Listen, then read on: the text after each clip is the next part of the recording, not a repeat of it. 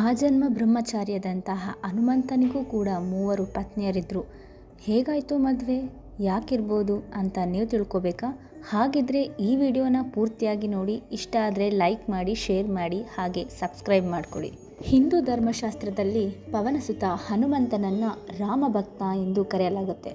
ಹಾಗೆ ತನ್ನ ಬ್ರಹ್ಮಚರ್ಯವನ್ನು ಜೀವನದುದ್ದಕ್ಕೂ ಅನುಸರಿಸಿಕೊಂಡು ಭಗವಾನ್ ಶ್ರೀರಾಮರ ಸೇವೆಯನ್ನು ಮಾಡಿಕೊಂಡು ಬಂದಿದ್ದಾರೆ. ಆದರೆ ಅದೇ ಸಮಯದಲ್ಲಿ ಕೆಲವು ಪೌರಾಣಿಕ ಗ್ರಂಥಗಳಲ್ಲಿ ಭಗವಂತ ಹನುಮಂತರಿಗೂ ಕೂಡ ವಿವಾಹವಾಗಿದೆ ಅಂತ ಹೇಳಲಾಗುತ್ತೆ. ಪೌರಾಣಿಕ ಹಿನ್ನೆಲೆಯ ಪ್ರಕಾರ ಹನುಮಂತ 3 ಬಾರಿ ವಿವಾಹವಾಗ್ತಾರೆ. ಪ್ರಪ್ರಥಮವಾಗಿ ಸೂರ್ಯಪುತ್ರಿ ಸುವರ್ಚಲಳೊಂದಿಗೆ ವಿವಾಹವಾಗ್ತಾರೆ. ಪರಾಶರ ಸಂಹಿತೆಯ ಪ್ರಕಾರ ಹನುಮಂತನ ಗುರು ಸೂರ್ಯದೇವ ಆಗಿರ್ತಾರೆ. ಸೂರ್ಯದೇವನಿಂದ ಅನೇಕ ವಿಧದ ವಿದ್ಯೆಗಳನ್ನು ಕಲಿತು ನವವ್ಯಾಕರಣ ಪಂಡಿತನಾಗಬೇಕು ಅನ್ನೋದು ಆತನ ಆಶಯವಾಗಿರುತ್ತೆ. ಆದರೆ ಹನುಮಂತನಿಗೆ ಕೇವಲ 5 ವಿಧದ ವಿದ್ಯೆಗಳನ್ನು ಮಾತ್ರ ಕಲಿಯೋದಕ್ಕೆ ಸಾಧ್ಯವಾಗುತ್ತೆ. ಉಳಿದ 4 ವಿಧದ ವಿದ್ಯೆಗಳನ್ನು ಕಲಿಬೇಕು ಅಂದರೆ ಅವರು ಸಂಸಾರಸ್ಥನಾಗಿರುವುದು ಕಡ್ಡಾಯವಾಗಿರುತ್ತೆ.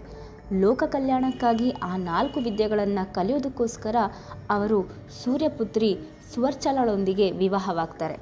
ಆದರೆ ವಿವಾಹವಾದಂತಹ ಸುರ್ವಾಚಲ ಶಾಶ್ವತವಾಗಿ ತಪಸ್ಸಿನಲ್ಲಿ ಲೀನಳಾಗ್ತಾಳೆ. ಹೀಗಾಗಿ ಹನುಮಂತ ದೇವರು ಮದುವೆಯಾದರೂ ಕೂಡ ಬ್ರಹ್ಮಚಾರಿಯಾಗೇ ಉಳಿತಾರೆ. 2ನೇ ಬಾರಿಗೆ ರಾವಣನ ಸಹೋದರಿ ಅನಂಗಕುಸುಮಾಳೊಂದಿಗೆ ವಿವಾಹವಾಗ್ತಾರೆ. ರಾವಣ ಮತ್ತು ವರುಣದೇವನ ನಡುವಿನ ಯುದ್ಧದಲ್ಲಿ ವರುಣದೇವನ ಪರವಾಗಿ ಹನುಮಂತ ರಾವಣನೊಂದಿಗೆ ಹೋರಾಡ್ತಾರೆ. ಇದರಿಂದಾಗಿ ಈ ಯುದ್ಧದಲ್ಲಿ ರಾವಣನಿಗೆ ಸೋಲುಂಟಾಗುತ್ತದೆ. ಯುದ್ಧದಲ್ಲಿ ಸೋತ ನಂತರ ರಾವಣನು ತನ್ನ ಸಹೋದರಿ ಅನಂಗಕುಸುಮಾಳನ್ನು ಹನುಮಂತನಿಗೆ ಕೊಟ್ಟು ವಿವಾಹ ಮಾಡ್ತಾರೆ. 3ನೇ ಬಾರಿ ವರುಣದೇವನ ಪುತ್ರಿ ಸತ್ಯವತಿಯೊಂದಿಗೆ ವಿವಾಹವಾಗುತ್ತೆ. ವರುಣದೇವ ಹಾಗೂ ರಾವಣನ ನಡುವಿನ ಯುದ್ಧದಲ್ಲಿ ವರುಣದೇವರು ಜಯವನ್ನು ಸಾಧಿಸ್ತಾರೆ. ಈ ಗೆಲುವಿಗೆ ಕಾರಣವಾದಂತಹ ಹನುಮಂತನಿಗೆ ವರುಣದೇವ ಸಂತಸಗೊಂಡು ತನ್ನ ಮಗಳಾದ ಸತ್ಯವತಿಯನ್ನು ಹನುಮಂತನಿಗೆ ಕೊಟ್ಟು ವಿವಾಹ ಮಾಡಿಸ್ತಾರೆ. 3 ವಿವಾಹವಾದರೂ ಕೂಡ ಪರಮಾತ್ಮನಾದ ಹನುಮಂತನು ಪತ್ನಿಯರೊಂದಿಗೆ ವೈವಾಹಿಕ ಜೀವನವನ್ನು ನಡೆಸಲೇ ಇಲ್ಲ.